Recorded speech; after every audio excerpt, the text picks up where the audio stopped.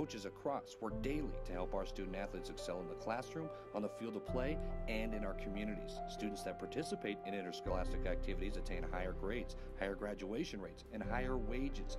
Responsible for the North-South All-Star Games, statewide coaches award program, and providing multiple professional development opportunities for New Mexico's coaches. Be a great coach by coaching beyond the game. The New Mexico High School Coaches Association, established in 1941, is an organization of New Mexico's best and most professional interscholastic coaches. Coaches across work daily to help our student athletes excel in the classroom, on the field of play, and in our communities. Students that participate in interscholastic activities attain higher grades, higher graduation rates, and higher wages. Responsible for the North-South All-Star Games, statewide coaches award program, and providing multiple professional development opportunities for New Mexico's coaches. Be a great coach by coaching beyond the game.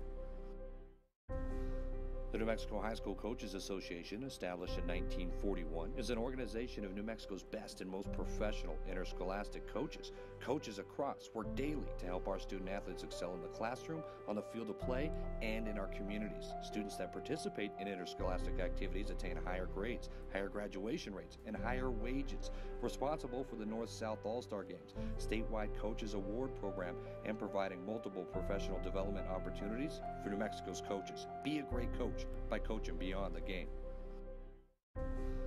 The New Mexico High School Coaches Association, established in 1941, is an organization of New Mexico's best and most professional interscholastic coaches. Coaches across work daily to help our student athletes excel in the classroom, on the field of play, and in our communities. Students that participate in interscholastic activities attain higher grades, higher graduation rates, and higher wages.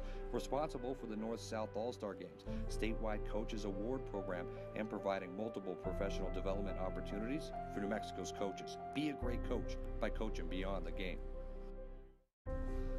The New Mexico High School Coaches Association, established in 1941, is an organization of New Mexico's best and most professional interscholastic coaches. Coaches across work daily to help our student athletes excel in the classroom, on the field of play, and in our communities. Students that participate in interscholastic activities attain higher grades, higher graduation rates, and higher wages. Responsible for the North-South All-Star Games, statewide coaches award program, and providing multiple professional development opportunities for New Mexico's coaches. Be a great coach by coaching beyond the game.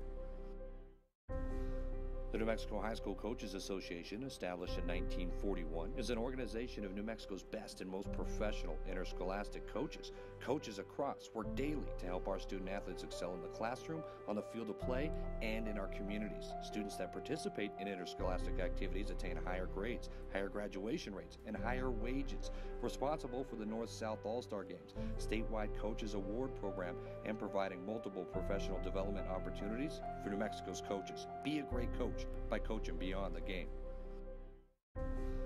The New Mexico High School Coaches Association, established in 1941, is an organization of New Mexico's best and most And this is a question and answer session, so if you have any questions, make sure you raise your hand. I will repeat the question so everybody can hear it, and then I'll answer that. So good back and forth dialogue. As you know, Section 6 and Section 7 is what, as coaches and athletic directors, that you need to read and make sure you understand. Is it dry reading? Yes, it is dry reading, but these are basically the Bible of the NMAA. So make sure Section 6 deals with more student eligibility.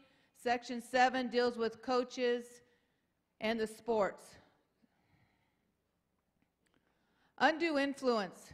This is a change this year. Coaches, you do a great job of supposedly not recruiting. You do a great job. But in this club world and in this world now that we have parents shopping around kids, what we see is an indirect recruiting going on. So we have the parents recruiting other kids to go there, or we have the club coaches shopping around a whole entire team to go to one school. In this day and age with open enrollment, my job, and I'm hired to do, is to keep a level playing field. But AAU and club, all of that changes that level playing field. So the new law, basically, the new rule voted on by the membership, Inducement by any person directly or indirectly associated with a school or student. This has held up in a court of law in another state. In the state of Wyoming, we had a student, two kids were playing on a club team. One student was at school A, one student was at school B. After the club season, school A student athlete asked school B student athlete to come and play. Come over to my school. And guess what? That happens here in New Mexico. Well, the Wyoming Association deemed student B ineligible at school A because he was directly and indirectly being recruited. It wasn't a coach, it was a kid. And that held up in a court of law. They ruled that student ineligible, and that student did not participate at all. So we are looking here in the state of New Mexico, the same type of thing. Make sure your athletes know that they can be ineligible, and parents need to know that they shouldn't be recruiting other kids to your questions.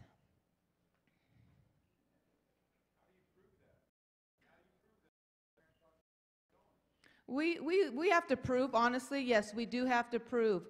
You would not believe in my office how many emails I get that parents are documenting emails, coaches are documenting emails. I get pictures of social media posts all the time. So yes, it has to be proven. So yeah, are they going to go and whisper? But when a whole club team goes, and you know that the coach has something to do on the backside with this club team, then it's very easy to prove. But before, we had to have direct that it was the coach. Now we have to have the proof that it could be a student or it could be a parent. Be the same type of proving, but it just expands it a little bit. Okay. Any other questions? Yes, sir.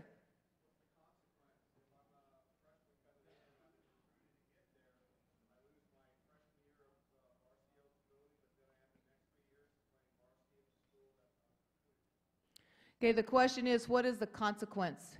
And at this point, we have 180 school days out, so a year of no eligibility at any level. Now, should it be 4 years? You know, we haven't gone there yet, but we do have 1 year out. Usually 1 year deters anybody, even though kids, especially at larger schools, know that they're not going to be able to make the varsity, so I'm going to come in and play JV anyway. Well, a kid coming over would not even allow them to play sub-varsity ball or participate in any sport at any level. So we'll see if we need to get stricter on this, but at this time it's a 1 year out. Any other questions? Yes? Is that on the school or is that on the coach? Well, the kid will be ineligible. And then from there, depending on who the person who recruited will go with that. Usually if it's a coach, then there'll be a penalty on the coach, but at this point it would be the kid. We cannot so much penalize a parent, but with our new sportsmanship bylaw, we probably could punish a parent as well.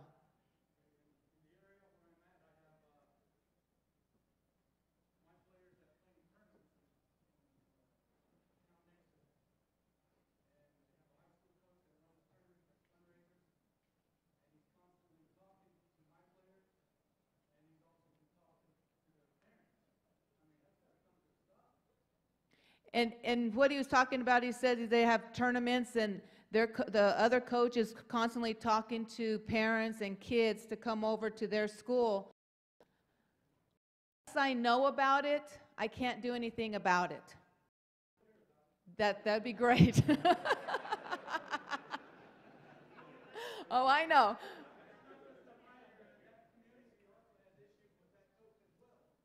And you know, the best thing to do is let me know, you know, gather documents, you know, whether there's Facebook, email, phone calls, document everything, and let me know, and then I will go ahead and investigate it. A lot of times I know things before you guys even have to tell me because it comes in my office. But I do need those things. Our job is to keep the playing field. And education-based athletics it's not about recruiting. These parents are used to the club world. They're used to a coach calling, saying, hey, come play for my club team. And come do that. And the parents get all excited and they think, oh, my kid's being recruited. No, they just need another player on their basketball team. But the parents take it to extreme and very education-based athletics. And something that doesn't stop. Yes, ma'am.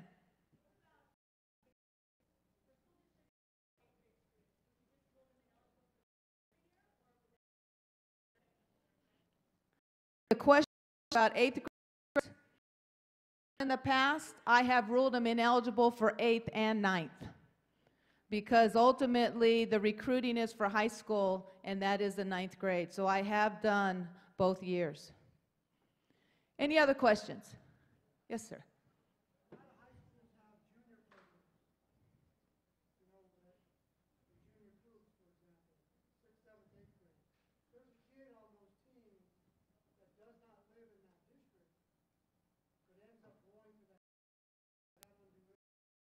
It could be. So they're talking about AAU, especially in the big metro areas. You have junior Cougars, Eagles. You have kids from all over. Yaffle is probably the big one in that, where a lot of these teams go play for a under school name, not living. Is that recruiting? This bar, it could be. Before it was not the high school, but if we do parents say at Cibola, these kids are on the same football in 7th and 8th grade. We could do it now. But again, we have documentation. As you know, in a court, guys, we have to have documents. You know, we have to be proven. I have to not make a rule unless I can prove it in court. And so that's why the more that you have, the more, the better.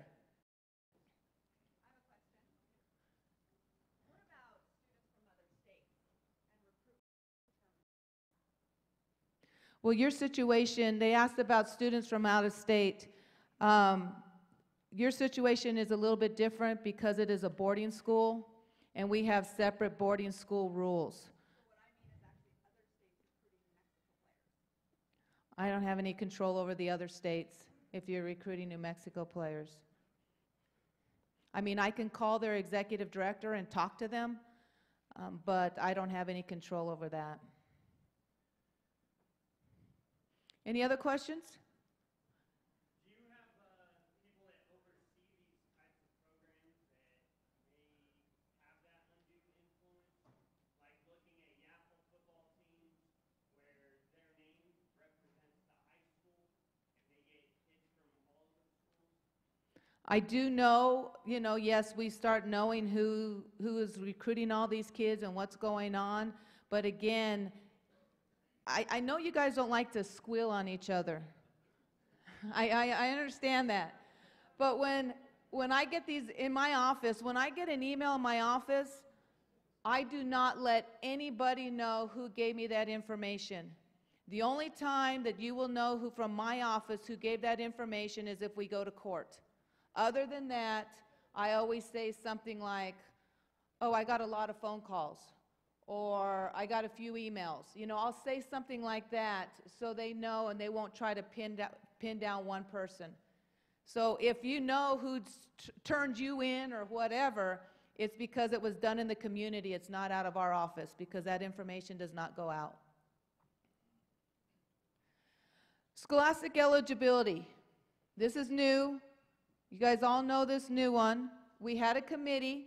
The committee worked for a year trying to toughen up scholastic eligibility, in turn, trying to help our athletic directors who have a difficult time getting all of those off-campus classes, those semester campus, the dual enrollment courses, or those courses that kids are taking online. They were having a really difficult time at the 6 or 9 weeks trying to get those grades. In turn, we were trying to toughen up scholastic eligibility. Now, some people say, oh, this is not as hard. But the idea, when we looked at it as a committee, What we did is we pulled all 51 state associations to find out what their scholastic eligibility was. And sadly to say, when you put all of those together, New Mexico was the second easiest or lowest GPA for kids to participate. Every other state association was so much harder than we were. And so a lot of the state associations, what they did in scholastic eligibility, their bylaws were geared towards students getting credit. So in other words, a lot of the state associations, if you had 6 credits after your freshman year, you were eligible your sophomore year because you were on track to graduate. So basically it was kids were not participating if they had Fs and did not get credit. Also, the 2.0 GPA, we would have loved to put it to a 2.3, honestly. And I know some coaches in here are like, well, we might lose some of these kids that are right there on the border. But if kids want to participate, they're going to do whatever they can to get that GPA.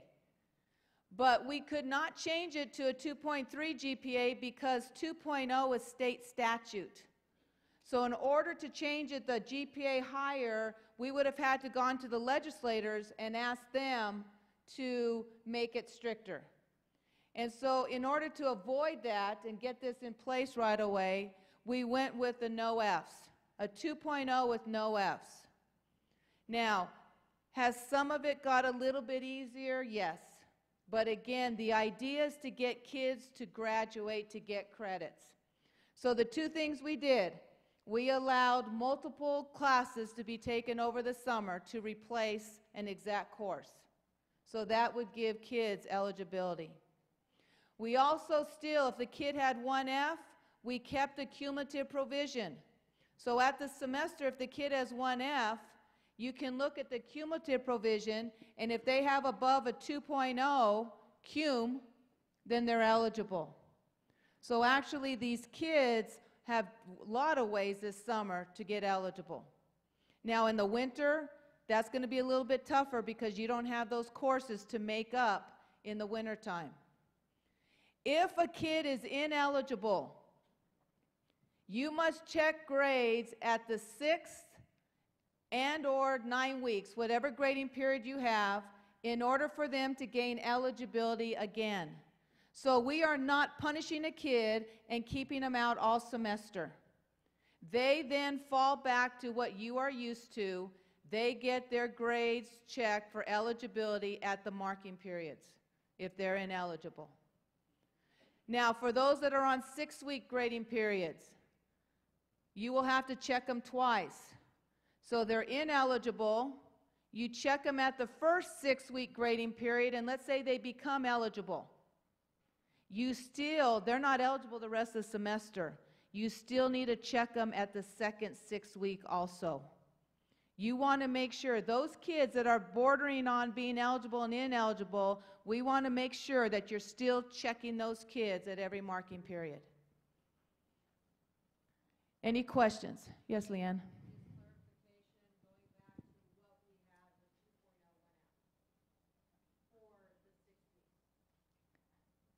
No, for clarification for 6 weeks, she wanted to clarify.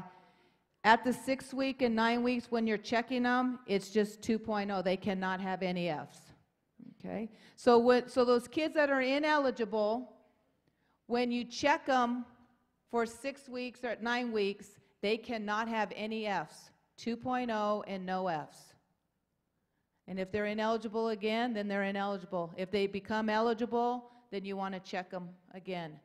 Now, at the semester, at winter break, we're not using 9 weeks grades or 6 weeks grades. You are looking at semester grades. So that means for the majority of you, you are looking the grades after they take their finals. Then when the finals are computed in, then you're going to look at their semester grades. And again, the reason for that is we were seeing student athletes participating when they would have the 9 weeks grades. They would fail all their semester finals, but they were eligible because of the 9 weeks. And then they had Fs for the semester. They didn't pass. So again, at that point, it's semester only. The question is, how many times can a student use the cumulative provision? You can use it as many times as you want. It used to be you can only use it one time. That is gone. And the reason that has gone away is because if you have a student athlete that you continue have to use the cumulative provision, they're not going to be eligible. Mathematically, it's probably only going to be twice that you're going to be able to use a cum on them. So you can use it, just think you can use it anytime you want with that, with one F. If a student has 2 Fs at the semester, you cannot cum them. Now, what I saw a lot this summer, which is right, what you can do, a student had 2 Fs, they took 1 F, and they replaced that grade, and then they were cummed, because at that point they only had 1 F, so they could be cummed. So a lot of people did that this summer. Any other questions? Okay, I heard voice over here. Go ahead. On the senior, if they only are required to go half a day, it says 51%. Does that mean they have to come back and do another class after lunch? Whatever depends on your schedule. They're asking about 51%.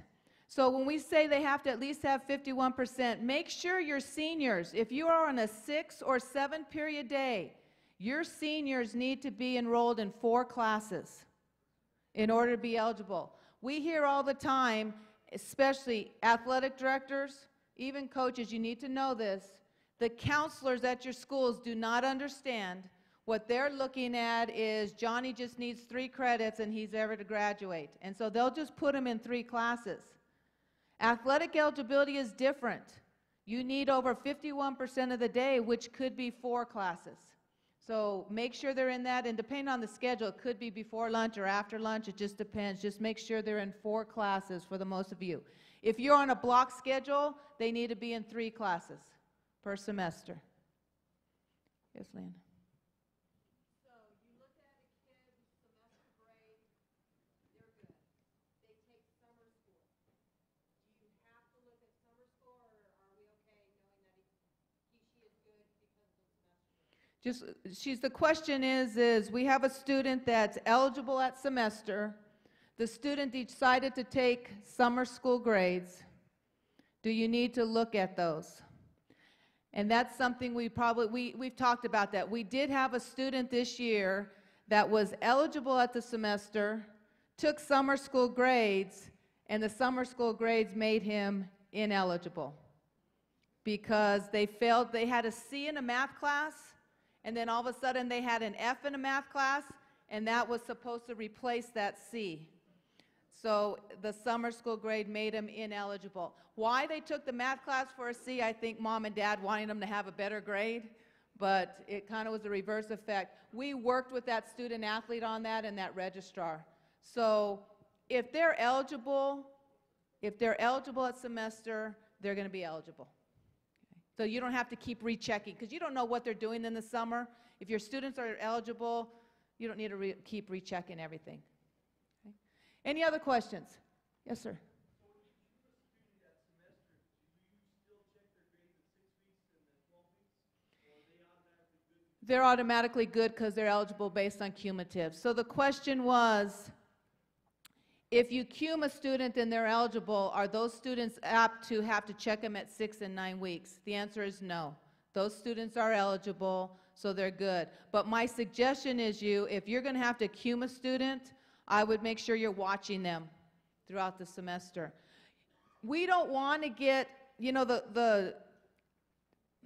want to say the negative, but the problem with this is some of them are saying is, well, they're not going to worry about their grades all semester. The football players are going to get eligible and they're just going to blow it off. But the idea is we need to get these kids towards graduation. We need to get them credits. And we'll see how this goes. My druthers, I would rather have it at a 2.3. So, before I retire, who knows when I'll retire, but I would love to go to the legislators and increase that GPA. Because 2.0, we've had it since I think it was in the 80s or 90s. So it's something that we need to look at. But that's another story here or there. Here's again, scholastic eligibility. Please make sure you know what your athletes are doing.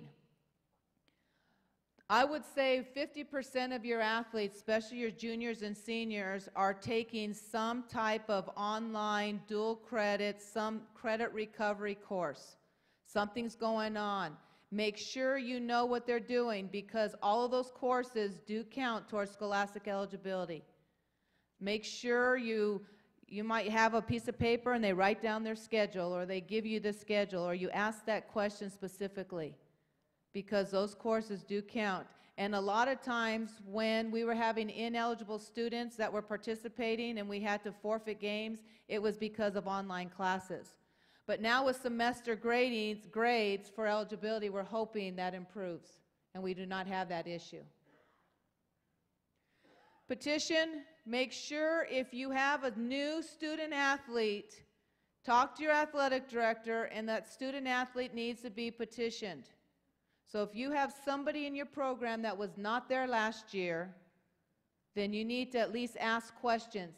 That is including the 9th graders. Do not assume that the 9th graders have not played high school sports somewhere else.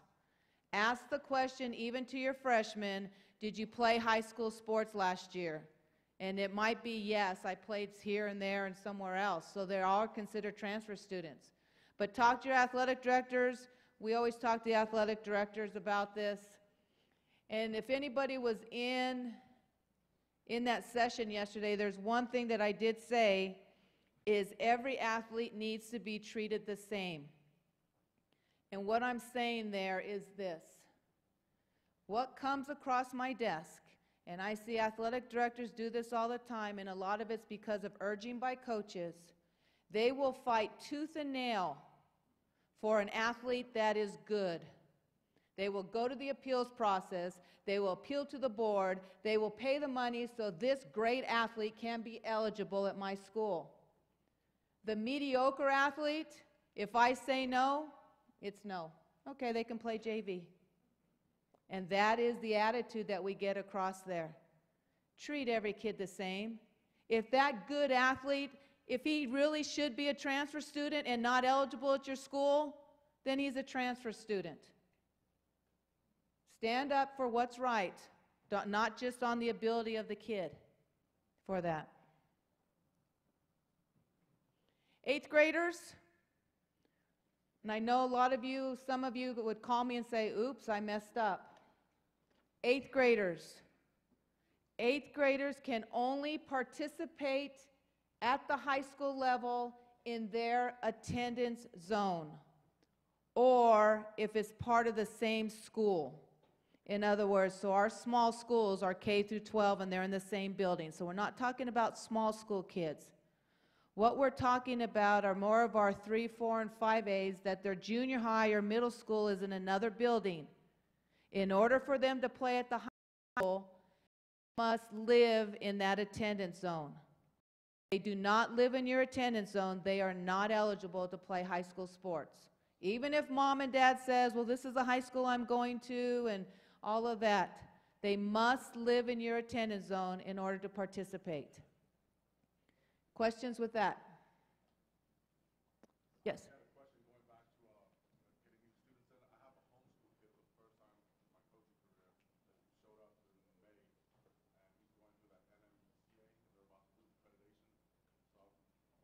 So I've got questions on exactly, he'll be a senior. Okay, his question is homeschool students. Oh, here we go. We will go to the homeschool student. Here we go. That was my next slide. Gotcha. The question is homeschool students. Homeschool students are only eligible in their home attendance zone school. Do not call me and ask me, well, this kid lives here, the mom works here. I cannot do anything about this. This is state law. So NMAA bylaws, we cannot supersede anything that state statute tells us. So if they do not live in your attendance zone, then they are ineligible. Now, for homeschool students, we have a lot of parents that think that they're a little clever, as you guys know, And the kid is ineligible, and then they said, oh, I'm going to pull him. They're blaming the teachers for the kid being ineligible, and then they said, we're going to homeschool him. And all of a sudden, in 2 weeks, this kid miraculously has all A's from the homeschool teacher, which is his parent. So, if a student leaves ineligible from your school and is homeschooled, they have to go through a whole grading cycle to be eligible. Now, if they leave eligible, then they'd still be eligible. But if they leave your school ineligible, you have to wait a whole semester for them to be eligible to gain it back.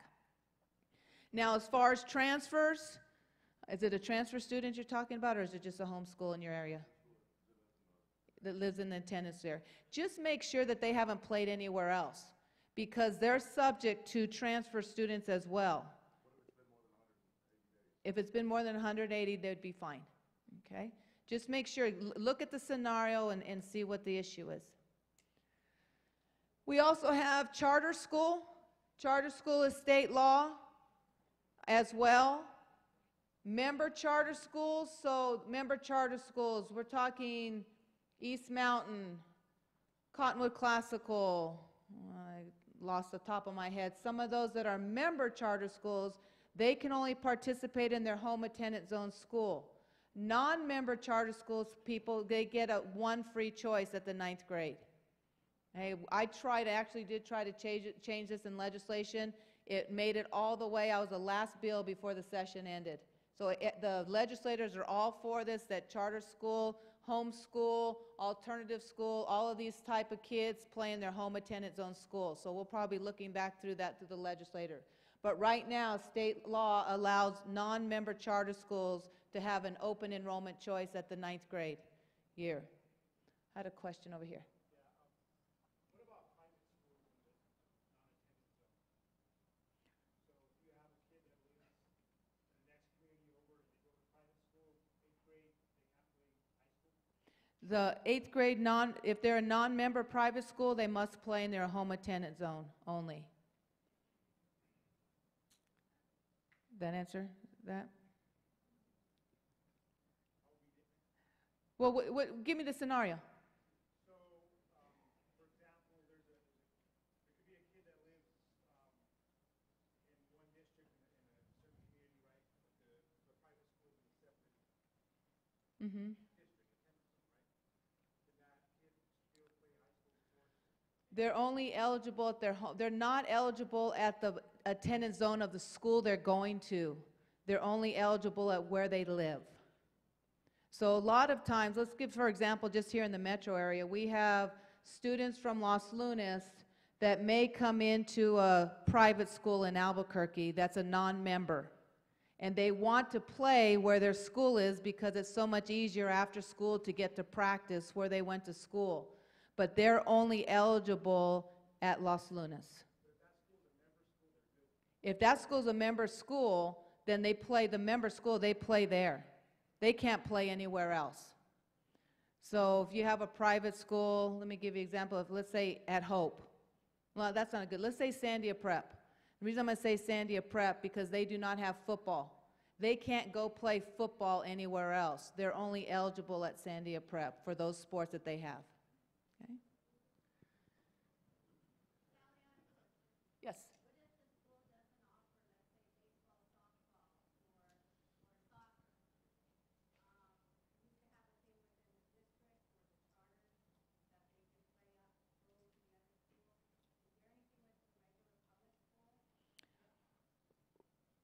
If it's because of state statute, if a charter school that's a member does not have the sport, then they can go to their home attendance zone to play that sport.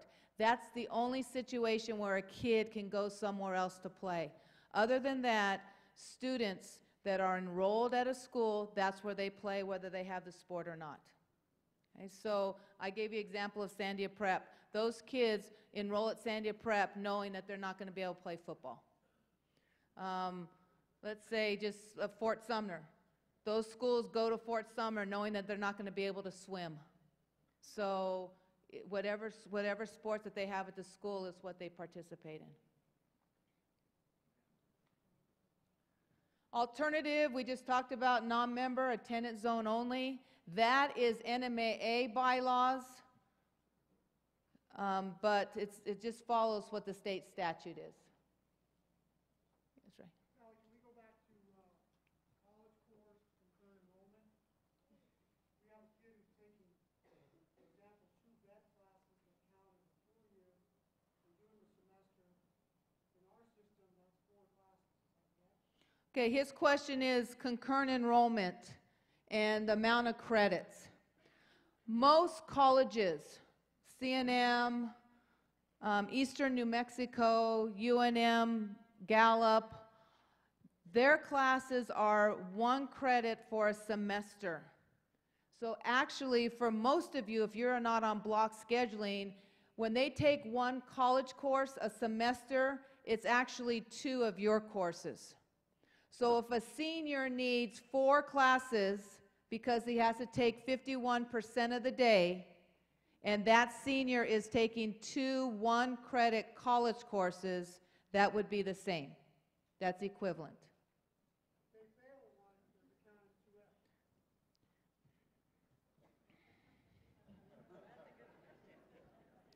Where's Scott Owen? We were battling this. We've been battling this back and forth. What we have decided, and this is mathematically, it should be 2 Fs, but what we have decided not to penalize the college kid taking a course, that if they do get an F, we'll count that as 1 F, not 2. Even though it's a 1-credit course and it should be 2, if they fail, we'll count it as 1 F. But right now, with semester grades, if they fail, they're ineligible, whether it's counted 1 or 2. But the reason we're going to count that only 1 F is because if a kid fails a college course, then you would be able to cum them. See, if you counted that college courses as 2 Fs, which it probably should be, you wouldn't be able to use the cumulative provision. So that's hurting that kid trying to better himself by taking college courses.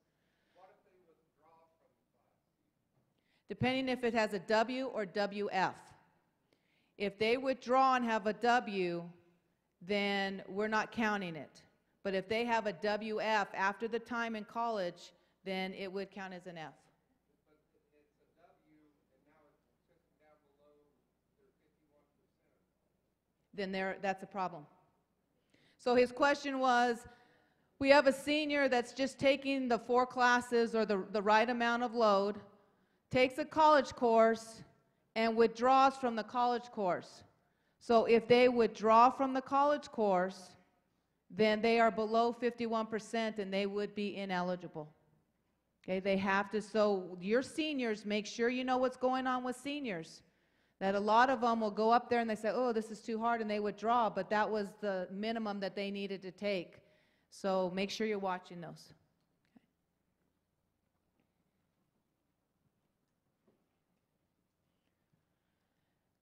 We're having a little bit of problem.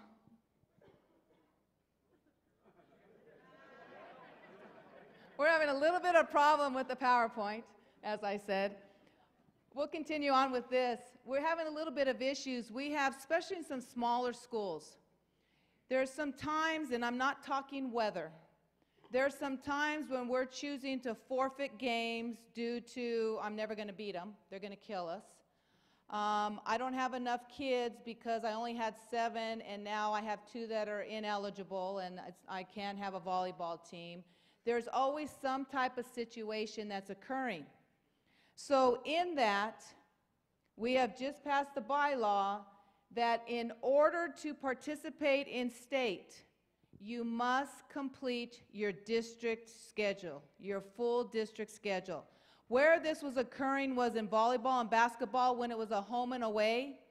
Our bylaws read that you just had to play your district opponent once. So they would play them once, maybe get beat by 50 points, and then decide I'm going to go ahead and forfeit the second one. And so, but they could qualify for state because they did play them once. What this bylaw does, you must play your whole district schedule in order for us to look at you as one of the teams for state competition. Questions? Yes.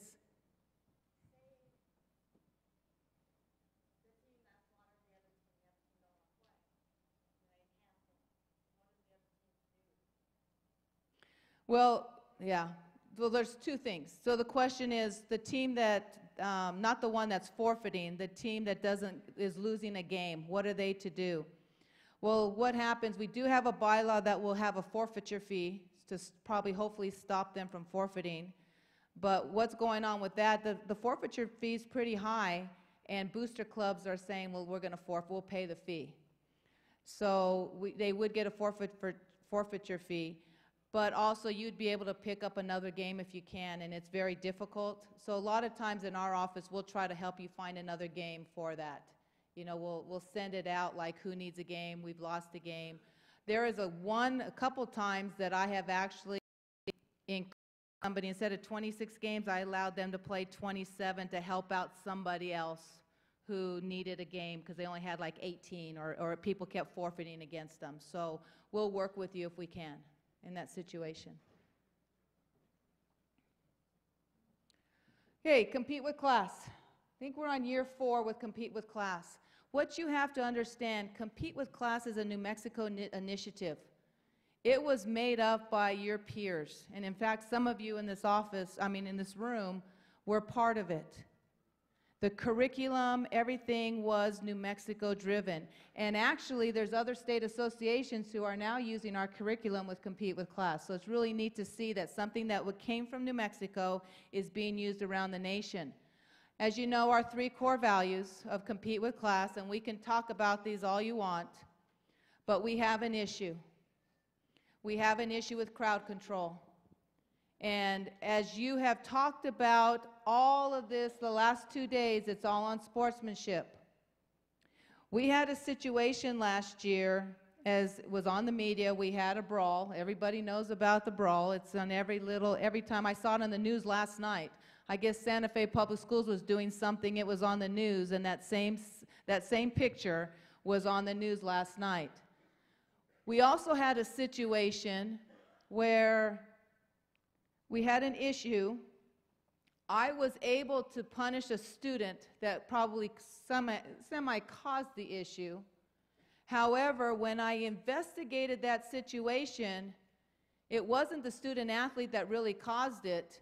It was the fans in the stand calling him every name in the book that you can imagine throughout the game. And it only takes a 16-year-old boy just a little bit. How much can he take? How much can he tolerate all the way through? And so I'm punishing this kid pretty severely for his actions. And then the parents, nothing's happening. And they were the cause of it. With this new bylaw where I have a little bit more say when it comes to sportsmanship, I would have at that time worked with the athletic director and probably banned about 5 parents from that school that were the ones that really egged this kid on, in turn still punishing the kid for his actions, for taking the bait. When we have this new bylaw, and all of you've heard about, is that I may invoke penalties on the member schools. The wording that we have does say that I can put a kid out 180 students. Everybody's focusing on conduct by coaches, students, and spectators, and I can suspend for 180 days. The last thing that I want to do is to hurt a kid for parents. And the last thing I want to do is hurt a member school and a team for parents. What this bylaw allows to happen is for me to work closely with the administrators of the school. I'm not changing anything there. We're still going to work real closely.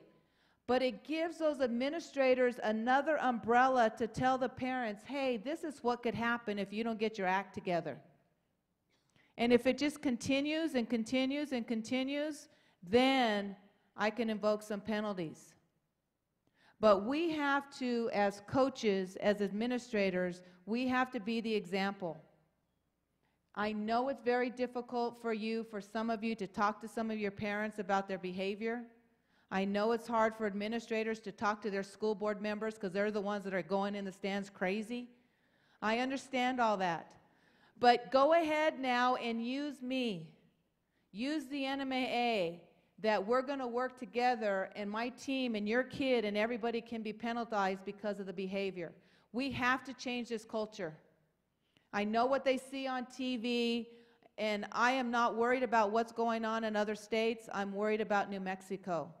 And when I go to these national meetings, I'm telling you, we are in the forefront of a lot of things. And we do a lot of things well. And there's a lot of executive directors calling myself as to our bylaws and how we're working at things.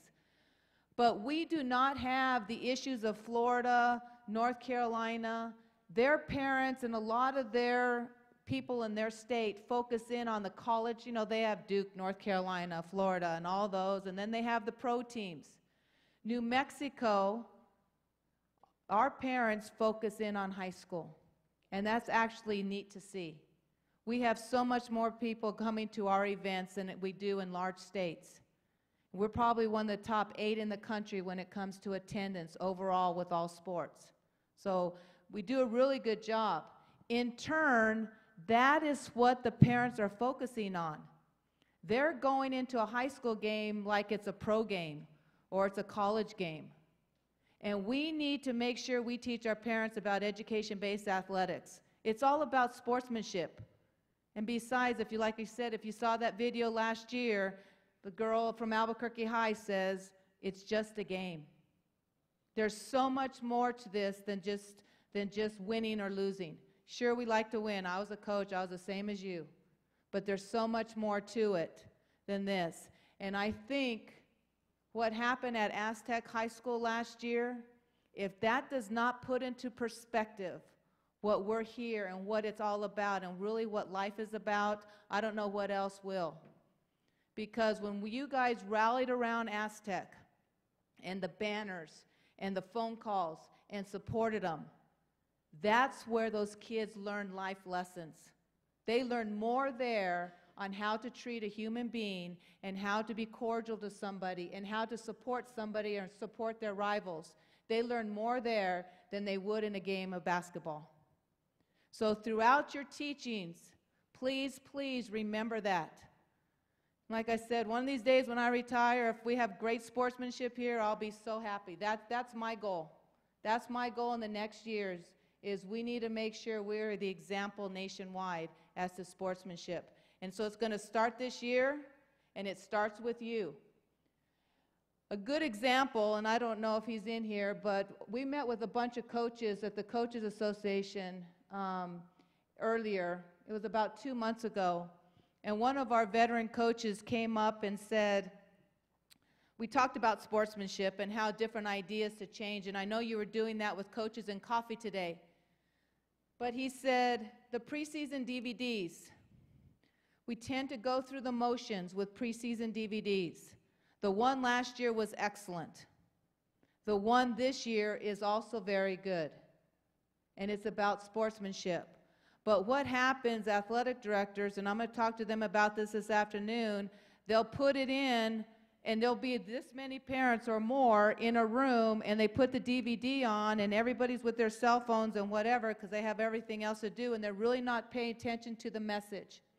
And this veteran coach said, it would help me as a coach with my parents if I did the preseason DVD by myself with my parents in a room.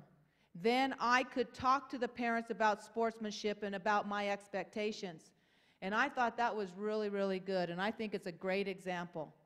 I think if you guys break those down a little bit instead of the mass and make it more simple and have those parents realize what your expectations are as a coach, then maybe we can start helping in that way. The DVD talks about the new bylaw and what we're going to do, and feel free to say whatever you want to say, that the NMAA is going to do this to us. That's fine.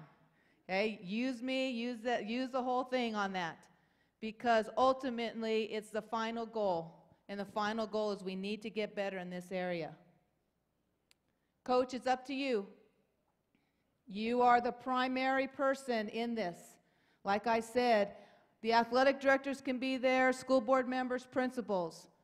But ultimately, those parents will listen to you, those kids will listen to you. So be the flag bearer of sportsmanship, and let's all get better and have the right focal point where we need to go. Any questions? Yes, Wilson. So if my superintendent wants to remove a parent from an event because of their continuous behavior, because I'm not one to throw anyone under the bus. I do what I need to do. I don't care if it's a school board member. They got to go. Mm-hmm. I'm not from Los Angeles. I don't care. So if I want that parent banned from all the other games, can I then contact you? Yes, so the question is, so a superintendent or athletic director needs to throw a parent out of the stands, and this is what the nice thing about this bylaw. So they throw somebody out of a game, and their next action is, this is one too many. This person's been a mess this whole time, hasn't gotten the message, and they want to ban them for the rest of the year. And the answer is yes, call me, I will write a letter, and we will ban them from all NMAA events. What happens a lot of times is they're banned. You know, you can ban them at your school, but then they travel. When your team travels, they're there away. But if I come in as an umbrella with it, then we can ban them from all events, and we will do that, and we'll work together. Again, that's working together with the school. That rule is for me to help you with sportsmanship. Any other questions? Yes. Yeah, Sally, as far as that issue goes, I mean, we have a deal where we fine the schools and all that kind of stuff. You really want to get through our parents in this state, fine them. I mean, you can banish them, but if you attack their pocketbook, that might change their perspective. So the comment was for us to find the parents. At this point, I would have to probably work with the public education department, because I can only, as you know, when we do appeals, whatever, I can only work with the school and put fines on the school. But many of the schools, if I fine a school, they're hitting the parent. So that's something that I will look into to see where's can I go with that. Okay. Any others? Yes, sir. What about for like a junior varsity game where there's still parents there, but maybe the administrator's at a varsity event on the same night and we don't have as many administrators on site? That is an issue. The issue is administrators not being able to be at all events, not being able to be at sub-varsity. What our bylaws do say is that if it's a home contest, that administrator at home must be the one taking control. So we're going to reiterate that we have to have an administrator. I'm hoping we can get to the point where the coach is not the administrator while he's trying to coach. And that tends to happen a little bit. If I can get the superintendents to get people at schools to be able to fill that role, even though they might be a teacher, that would help. And that's something I'll work on. Okay?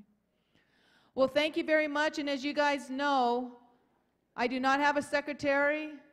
My phone number is on the website, my cell phone. I answer it 24/7.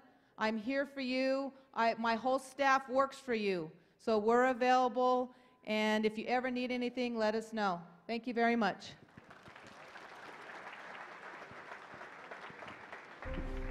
The New Mexico High School Coaches Association, established in 1941, is an organization of New Mexico's best and most professional interscholastic coaches. Coaches across work daily to help our student athletes excel in the classroom, on the field of play, and in our communities. Students that participate in interscholastic activities attain higher grades, higher graduation rates, and higher wages. Responsible for the North-South All-Star Games, statewide Coaches Award Program, and providing multiple professional development opportunities